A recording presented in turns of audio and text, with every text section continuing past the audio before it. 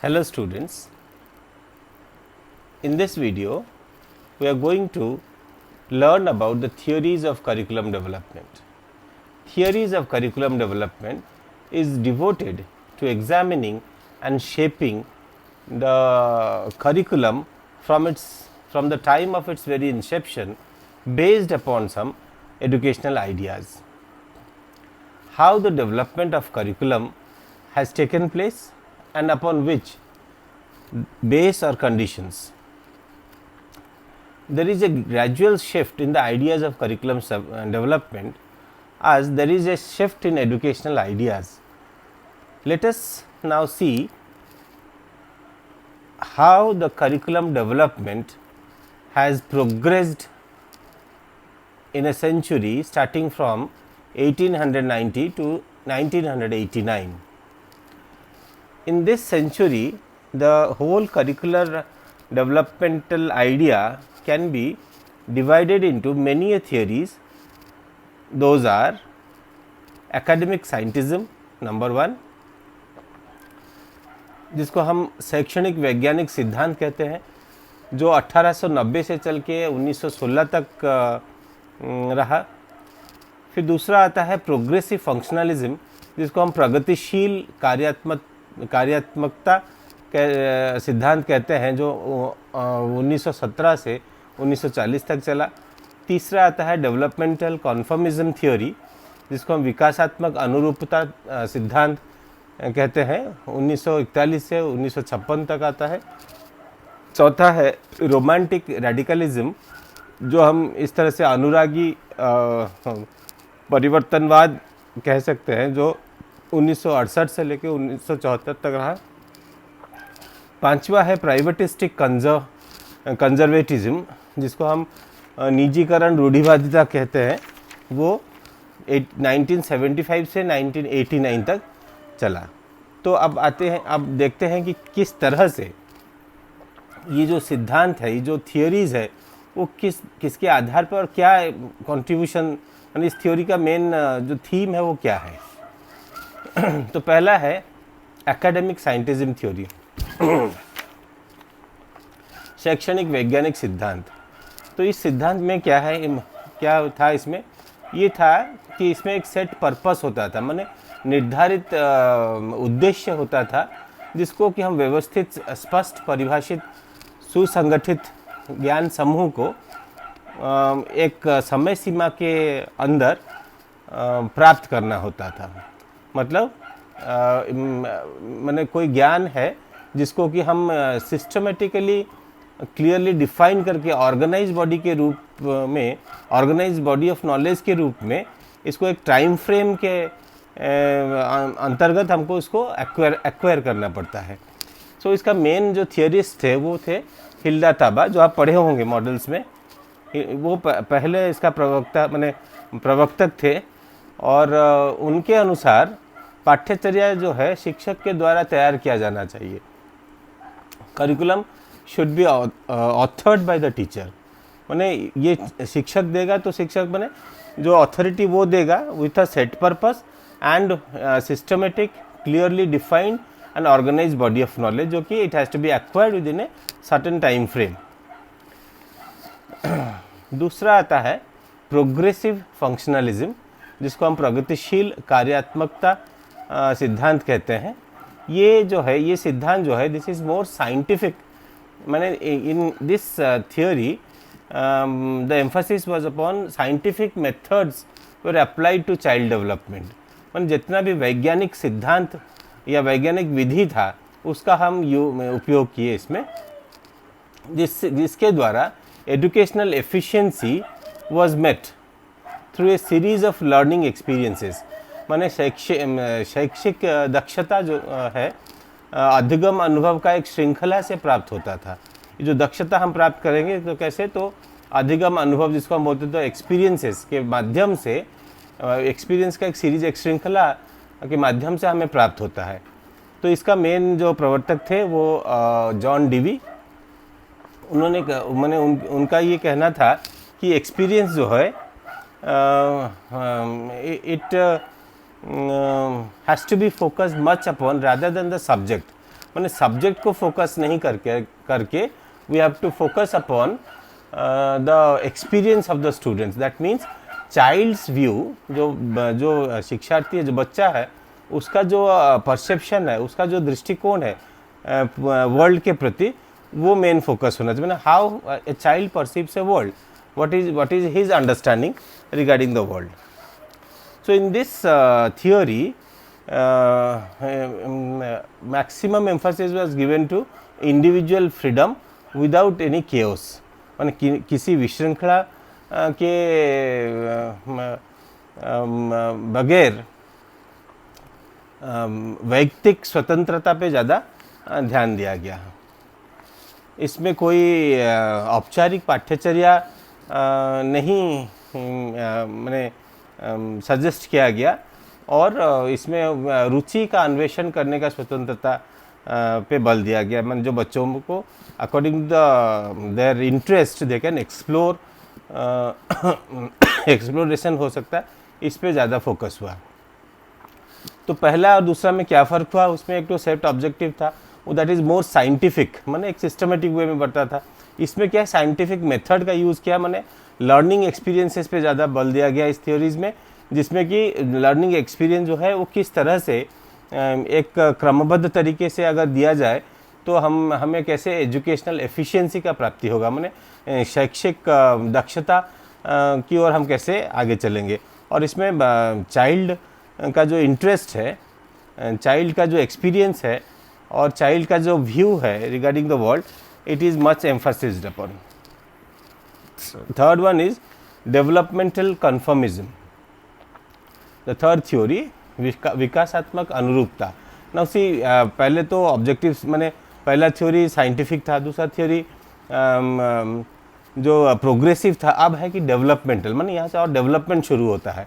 तो इसमें क्या है, डेवलपमेंटल माइलस्टोन जो है वो अप्रोप्रिएट टास्क के द्वारा हम अचीव करते हैं। मतलब अनुरूप कार्यों के द्वारा या माध्यम से विकासात्मक जो डेवलपमेंट होगा, उस चीज़ को हम मैंने विकासात्मक स्तंभ का निर्माण करेंगे। तो यहाँ पे मैंने जो अनुरूप कार्य हमने क्या करने, मैंने जो what are the developmental works we can do. तो इसका जो प्रवर्तक थे टाइलर थे, जो कि 4 प्रश्न से शुरू किए थे कि किस तरह से करिकुलम जो होगा, पाठ्यचर्या जो होगा, हम किसको कैसे देंगे। तो he imposed questions, 4 question, like who will give the curriculum, what will be the purpose of the curriculum, how the selection of experiences, अनुभवों को कैसा हम चयन करेंगे और इस अनुभव को कैसे संगठित करेंगे। तो यहाँ से शुरू होता है। मतलब ये क्या हुआ, इसको अगर इस तरह से हम देखते हैं तो ये डेवलपमेंट जो है, विकास जो है को लेके आता है, मतलब एक सिस्टमेटिक वे से, कि हम पर्पस भी देखते हैं, उसका किस तरह का अनुभव होगा वो देखते हैं, फिर ऑर्गेनाइज किस तरह से होगा वो देखते हैं, फिर अगर ये करते हैं तो हमको जो इसके माध्यम से, अगर ये चीज़ हो जाता है, इसके माध्यम से हम जो विकासात्मक स्तंभ है वहाँ तक मैंने उसको हम निर्माण कर सकते हैं। उसके बाद दूसरा प्रवर्तक इसका होलिस कैस्वेल थे। उन्होंने कहा कि इसमें टीचर का इन्वॉल्वमेंट होना चाहिए, स्टाफ का डेवलपमेंट भी होना चाहिए, मतलब हमें टीचर जो डेवलपमेंट टीचर का वो होना चाहिए, और ये चाइल्ड सेंटर्ड करिकुलम इसमें मैंने ये भी होना चाहिए, जिसमें कि सेल्फ नॉलेज एंड एबिलिटी जो बच्चों का है इस पे फोकस रहा कि उसका सेल्फ नॉलेज कितना है, मैंने आत्मज्ञान और दक्षता, और इसी के इर्द गिर्द जो है पाठ्यचर्या घूमता है, और इसी के हिसाब से समाज में इसका भूमिका निर्णय होता है, मैंने निर्णय लिया जाता है कि क्या भूमिका होगा, उसका क्या ज्ञान है, सेल्फ ज्ञान क्या है और उसका दक्षता क्या है, वो किस चीज़ के लिए। तो उसके हिसाब से हमको पाठ्यचर्या करना है कि बच्चों का जो दक्षता है या उसमें जो सेल्फ नॉलेज है वो कितना है, उसके हिसाब से हम ऐसे पाठ्यचर्या देंगे कि उसका जो भूमिका है समाज में उस तरह से निर्मित हो। In this theory also, teacher arranges environment to stimulate child-driven exploration. शिक्षक क्या करता है, एक माने परिवेश देता है जिसमें बच्चे जो है खुद से एक्सप्लोर कर, अन्वेषण कर सकें, खोज कर सकें, और उससे वो सीखें। इसमें इमोशन और इंटेलेक्ट जो है, जो संवेग है और बुद्धि है, वो दोनों अलग अलग पृथक रूप से नहीं देखा गया। माने it was not visualize separately, rather both are emphasize. माने with intellect, physical, spiritual, emotional and aesthetic experience जो है हम इस रूप में देंगे कि बौद्धिक, शारीरिक, आध्यात्मिक, भावात्मक और सौंदर्य बोध संपन्न अनुभव देने से एक संतुलित व्यक्ति का निर्माण होगा। तो ये जो थियोरी है डेवलपमेंटल, तो ये डेवलपमेंट करता है कि वो बोलता है कि development should be in all these aspects, माने intellect, physical, spiritual, emotional and aesthetics. अगर देंगे then only a balanced person can be developed और can be created. Then fourth one is romantic radicalism, जिसको हम अनुरागी परिवर्तनवाद कह सकते हैं। तो here in this theory they gave a holistic approach to youth driven counter culture. Now you see, माने यहाँ युवा का बात आता है और काउंटर कल्चर माने जो चल रहा है उसको विरोध, माने उससे एक विपरीत या उसके प्रतिकूल कोई संस्कार या संस्कृति या तहजीब का जन्म होता है यहाँ पे। माने इसमें क्या फोकस है कि यूथ जो है they can change the things, माने change is the focus here. माने यहाँ पे वेरी माने विद्रोह करके नहीं, but then by self driven, माने यूथ खुद को उस ओर ले जाता है जहाँ की वो एक काउंटर कल्चर तैयार कर सकता है। माने जो कल्चर चल रहा है उसके विपरीत या उसका प्रतिकूल में एक कल्चर का निर्माण कर सकता है। फिर इसमें ये और भी होता है कि in this theory experimentation started with the child's schooling institutions like alternative schools, open classrooms and elective programs. माने स्कूल था जो इंस्टीट्यूशन के रूप में था, उसका ऑल्टरनेटिव ढूंढा गया और इसको बच्चों पे छोड़ा गया कि how they want to learn.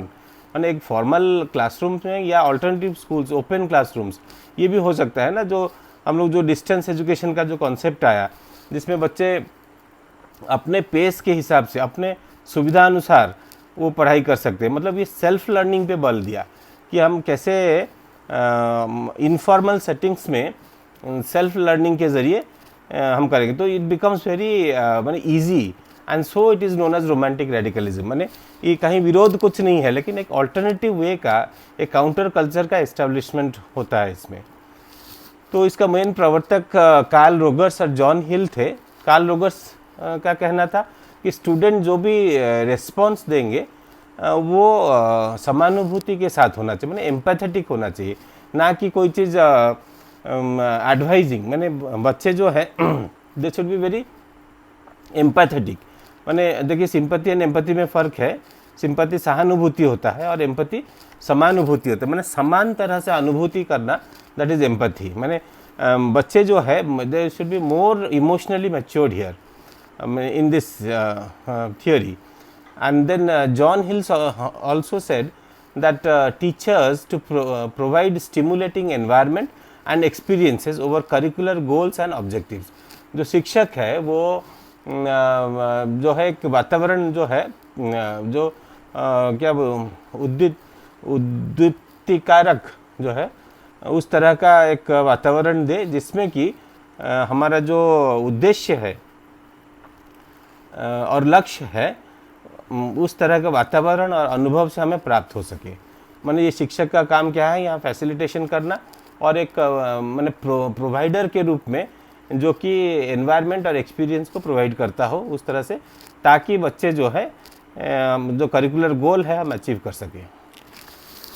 Here emphasis was given in this theory to relationship between individual, society and the nature. Individual का सोसाइटी के साथ क्या रिलेशनशिप है और नेचर के साथ, इसमें हम एम्फेसिस दिए इस करिकुलम में। इस तरह से मतलब क्या हुआ, हम जो इंडिविजुअल का सोसाइटी के साथ जो संबंध है मतलब सोसाइटी और इंडिविजुअल एक दूसरे को एम्पैथेटिक वे में देखेंगे, मैंने एक दूसरे का परिपूरक होने का कोशिश करेंगे। सोसाइटी को जिस तरह से चाहिए इंडिविजुअल क्या करना है, सोसाइटी को बेटरमेंट के लिए ले जाएगा with the harmony with the nature के साथ एक हारमोनी एस्टेब्लिश करके ही हम ये सब कर सकते हैं। तो इस थ्योरी में इसको एम्फोसिस दिया गया और the main focus was freedom for self study का फ्रीडम था, माने खुद से पढ़ना, माने खुद से जो अधिगम है अपने हिसाब से अधिगम को लेना। तो ये फ्रीडम फॉर सेल्फ स्टडी में एम्फसाइज हुआ। And the last theory is privatistic conservatism, मतलब निजीकरण रूढ़िवादिता सिद्धांत।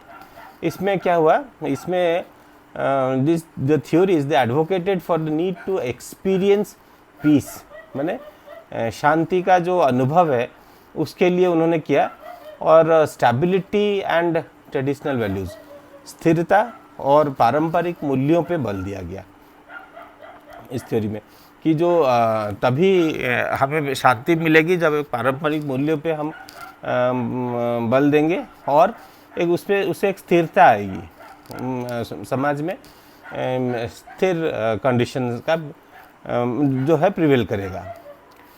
Then they again emphasized upon increased rigor, critical thinking, accountability, multiculturalism to compete in global market. उन्होंने क्रिटिकल थिंकिंग और जवाबदेही, बहु संस्कृतिवाद पे भी बल दिया।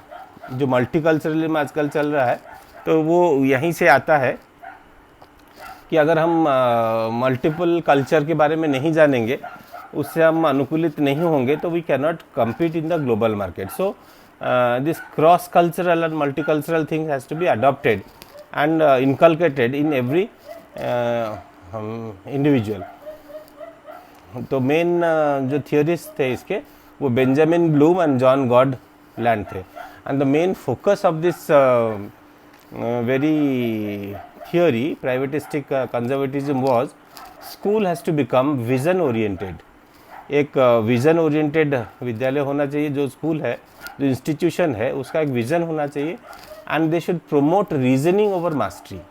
जो रीजनिंग है, तार्किक जो क्षमता है, उस पे उन्नति ज़्यादा होना चाहिए, ना कि मास्टरी के ऊपर, निपुणता के ऊपर। तो ये मास्टरी और माने मास्टरी अगर है भी तो कैसे होना चाहिए कि वो तर्क संगत होना चाहिए।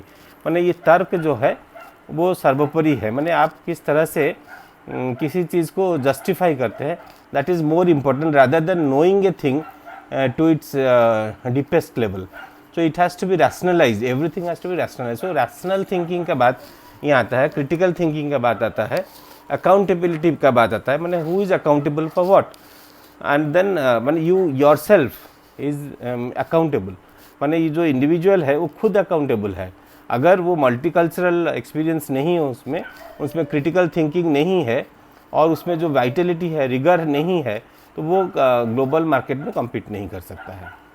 तो इस तरह से अगर हम थ्योरी को देखेंगे, डेवलपमेंटल थ्योरी, ये लगभग 100 साल में इस तरह से हम मैंने इस करिकुलम को विकसित किए, जो कि विभिन्न मैंने डिफरेंट जो थियरिस्ट है उनके आइडियाज़ को लेके हम इस चीज़ को किए। तो पहले हम शुरू में देखें कि ताबा से शुरू होता है, हिल्डा ताबा, उनका आइडिया से हम सिस्टमेटिक वे से करते हैं विथ अ सेट पर्पस। फिर आते हैं जॉन डीवी, जो कि हम सब जानते हैं कि वो किसे चाइल्ड सेंटर्ड, माने वो how he is a child centred protagonist and how he advocates for the child centred strategies, उसमें हम कैसे एक्सपीरियंस पे बल दिए। फिर आता है कि डेवलपमेंटल कॉन्फर्मिज्म, जिसमें डेवलपमेंट पे बल है कि डेवलपमेंट कैसा हो, किस तरह से हो, माने एक सिस्टमेटिक वे से अगर हम सब चीज़ करेंगे तो हम एक डेवलपमेंटल माइलस्टोन सेटअप कर सकते हैं। जो कि अगर हम डेवलपमेंट को देखें, जो कि वो एक सर्वांगीण होना चाहिए, जिसमें इंटेलेक्ट, फिजिकल, स्पिरिचुअल, इमोशनल और एस्थेटिक एक्सपीरियंस सम्मिलित किया जाए, तभी एक संतुलित व्यक्ति का निर्माण हो सकता है। फिर चौथा आता है कि रोमांटिक रेडिकलिज्म, जिसमें हम कहते हैं कि सेल्फ स्टडी है जो, उस पे बल दिया गया और ऑल्टरनेटिव मेथड्स खोजा गया स्कूलिंग का, कि किस तरह से केवल स्कूल जाने से ही होगा या बिना स्कूल गया उसका माने वैकल्पिक विद्यालय जो है और ओपन क्लासरूम जो है, मुक्त विद्यालय जो है उसके ज़रिए हो सकता है कि ना। अगर होगा तो किस तरह का हम एक्सपीरियंस देंगे, शिक्षक का भूमिका क्या होगा। और इसमें कहीं विरोध नहीं है, लेकिन इसमें एक परिवर्तन का आभास है। पांचवा में इट्स प्राइवेटिस्टिक, जिसमें कि स्ट्रेस दिया गया कि रीजनिंग ओवर मास्टरी, रीजनिंग सर्वोपरि है, रीजनिंग अगर होगा तो मास्टरी आएगा, मास्टरी को पहले लाके रीजनिंग बाद में, वो नहीं हो सकता है। तो everything has to be very rational. So in this way the theory goes for 100 years, हम 100 साल का ये देखें। और इस तरह से कह सकते हैं कि करिकुलम जो अपना जो इनिशियल स्टेजेस में था, अब डेवलप होके यहाँ तक पहुँचा। अब विभिन्न थ्योरिस्ट जो है उन्होंने काफ़ी कंट्रीब्यूशन रहा करिकुलम डेवलपमेंट में। तो अभी का जो हम प्रेजेंट रूप ऑफ करिकुलम देखते हैं, तो उसमें भी इन्हीं सारे जो थियरिस्ट हैं, सैद्धांतिक विचार है, उन सभी का समावेश है। तो इस तरह से करिकुलम थ्योरी का डेवलपमेंट होता है। धन्यवाद, आज इतना ही। फिर कल एक नया वीडियो के साथ आएंगे, तब तक गुड डे, थैंक यू।